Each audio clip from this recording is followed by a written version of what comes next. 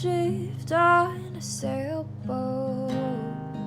My love is the sea.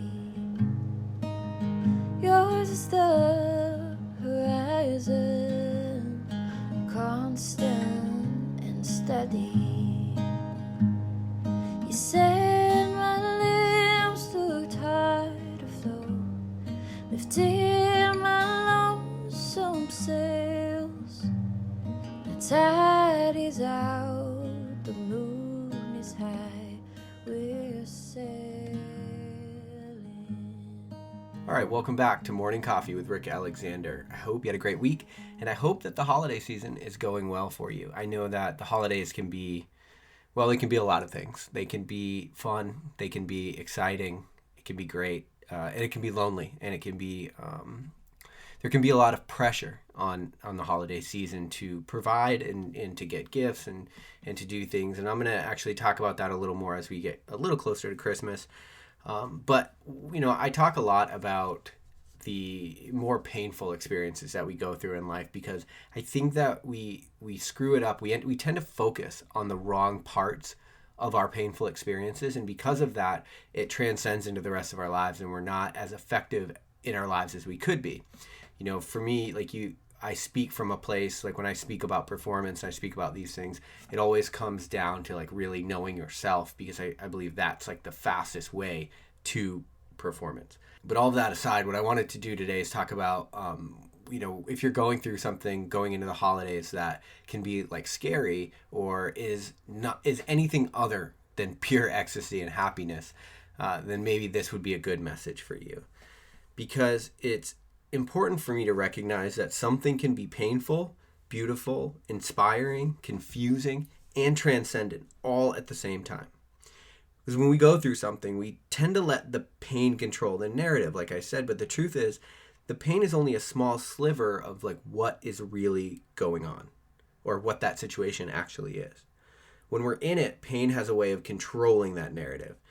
It's a very loud emotion, so we become very myopic about our pain or our loneliness or we're very attuned to pick up on negative situations for survival. And so when we go through negative times, like a lot of times what we do is we stay too close to the situation. And because pain is such a loud emotion, we tend to believe that all of this situation is the pain that we're feeling. But time and space away from that situation will inevitably reveal that it was many things beyond just painful. It's often at times of immense growth and change. It's a shedding of the old. So we shouldn't be so quick to judge our painful situation as bad. And I think that's what I'm getting at right now. When we go through this holiday season, it can be easy to think about a lot of negative aspects of our lives when we're not surrounded by family and love. And hopefully my hope for you is that is what you get during the holidays. But it's not always the case, right?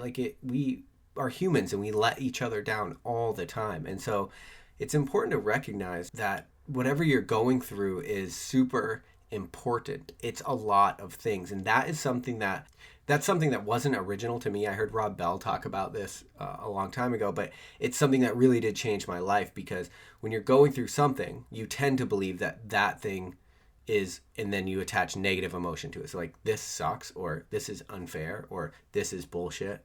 But the truth is that this is a lot of things. And because the future has infinite possibilities of how it could unfold, you have no way of knowing what this thing that you're going through now actually is, or what it will be. And that's like the beauty of our very finite minds, is that we cannot possibly fathom the infinite. And so we cannot possibly understand or know what this thing is teeing us up for. And so when you find yourself saying, well, this sucks, you should say right after, but this is a lot of things. There are a lot of things that this could be. There are a lot of ways that this could play out.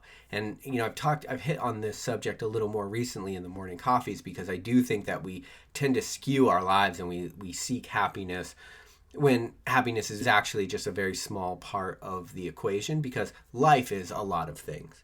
And so, you know, when I look back at the most painful time, like this year, I learned through pain. Like that was the way that I figured out a lot of my life. And I think back sometimes and I'm like, is there any way I could have learned these lessons without the pain, just a little easier. The truth is, no, I don't think so. And so when I say something can be painful, beautiful, inspiring, confusing, and transcendent all at the same time, that is actually literally what I mean. Like I've said it before, but when I was going through the most pain in my life was like when I wrote the most fire. And coincidentally, a lot of those topics and ideas have become the centerfold of my message now in Morning Coffee. And it doesn't matter. You might not produce content. You might not even be an entrepreneur. But the things that you're going through now could be teeing you up for a future that you don't have the possibility of fathoming because of your finite mind. And that is really important to remember. Your job is to keep moving forward, to gain what you can, but just to continue putting one foot in front of the other.